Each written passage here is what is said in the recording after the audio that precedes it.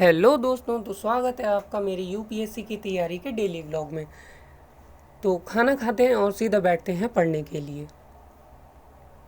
खाना खाने के बाद कुछ समय बाद हम पढ़ने के लिए बैठ जाते हैं, जिसमें पहला काम होता है आंसर राइटिंग करना, क्योंकि आंसर राइटिंग बहुत ही ज़्यादा ज़रूरी होती है यूपीएससी एग्ज़ाम को क्लियर करने के लिए। क्योंकि यूपीएससी के एग्ज़ाम में मेंस में बहुत ज़्यादा लिखना पड़ता है, तो हमें आंसर राइटिंग करते रहना चाहिए।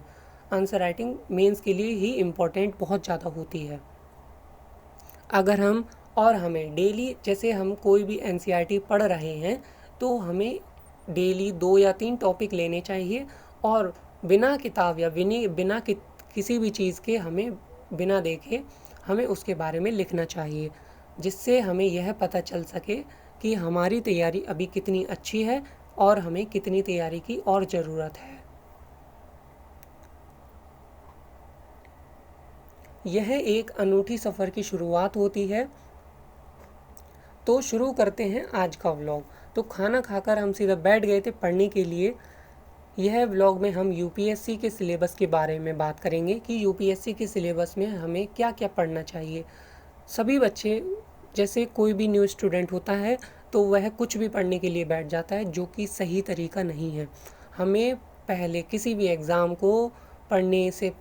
एग्ज़ाम को क्लियर करने के लिए हमें उसके बारे में थोड़ी नॉलेज होना बहुत ज़रूरी होता है। तो हमें पहले उसके बारे में थोड़ा जान लेना चाहिए कि कैसे कैसे एग्ज़ाम होते हैं, क्या क्या पढ़ना पड़ता है, क्या चीज़ें नहीं पढ़नी पड़ती हैं। तो वो सारी चीज़ें, क्योंकि कुछ किताबें ऐसी भी होती हैं जो हर एग्ज़ाम के लिए इम्पॉर्टेंट होती हैं, कुछ किताबें ऐसी होती हैं जो हमें नहीं पढ़नी होती हैं। तो इसलिए हमें सभी किताबों को पहले समझना चाहिए कि कौन कौन सी किताबें जो हैं इस एग्ज़ाम के लिए इम्पॉर्टेंट हैं।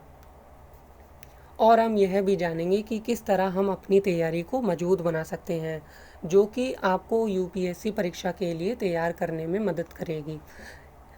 यूपीएससी की तैयारी को शुरू करने के लिए हमें सबसे पहले कुछ किताबें, जैसे कि एनसीईआरटी की कुछ किताबों को हमें शुरू करना चाहिए। हमें एक साथ सभी किताबों को नहीं पढ़ना चाहिए, हमें शुरुआत करनी चाहिए 1 या 2 किताबों से।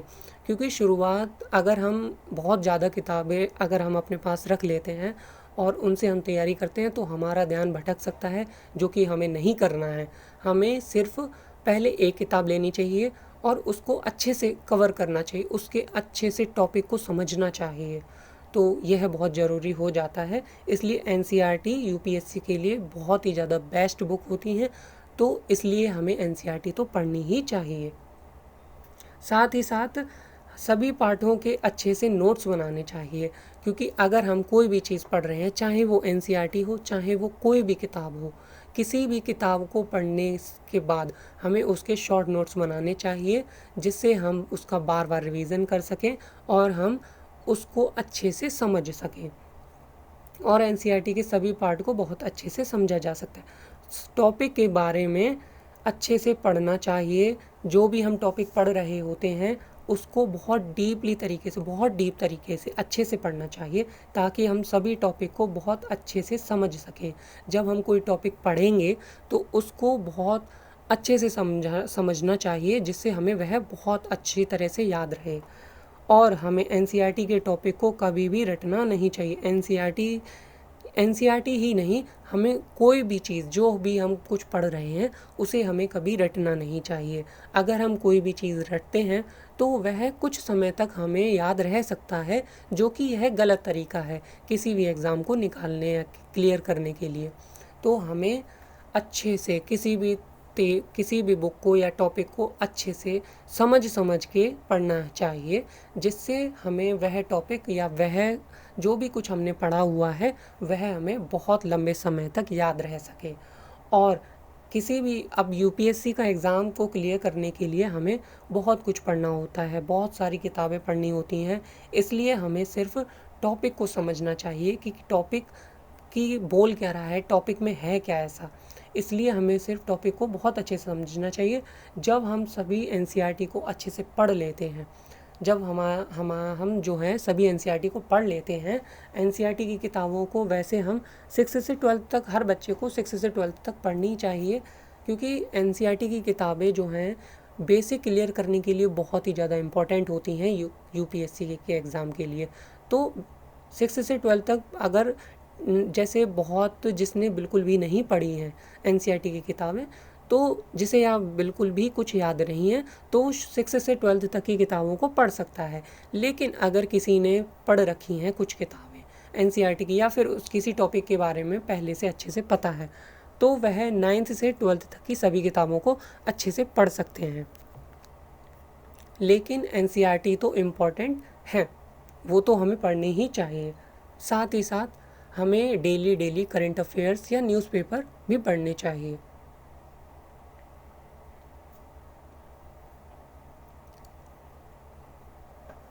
हमें पढ़ाई को बहुत ज़्यादा समय देना चाहिए, क्योंकि पढ़ाई बहुत ही ज़्यादा इम्पॉर्टेंट होती है।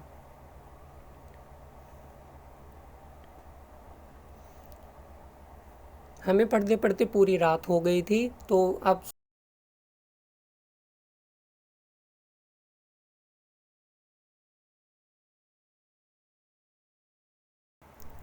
मैं सुबह डेली रनिंग पर जाता हूँ, जो कि बहुत ही ज़्यादा ज़रूरी होता है, और इससे मेरा माइंड भी फ्रेश रहता है।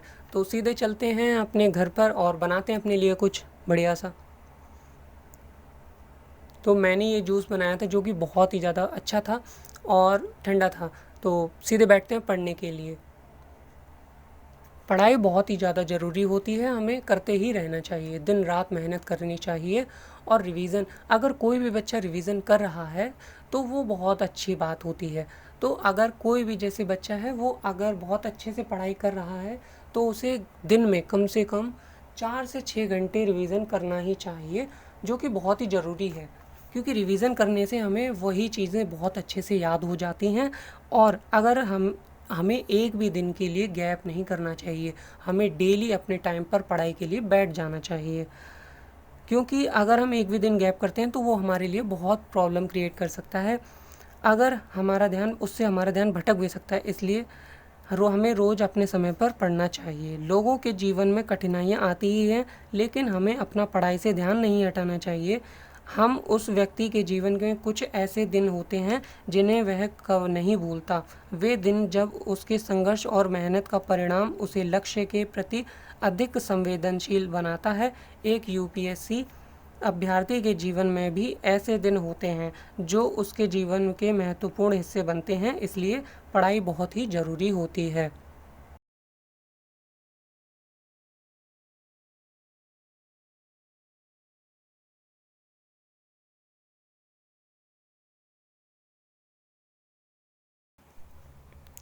तो पढ़ते पढ़ते मुझे बहुत समय हो गया था, इसलिए मैं थक भी गया था। तो मैंने अपने लिए कुछ बनाया था, ये बर्गर। इसे खाते हैं और मिलते हैं फिर नेक्स्ट ब्लॉग में।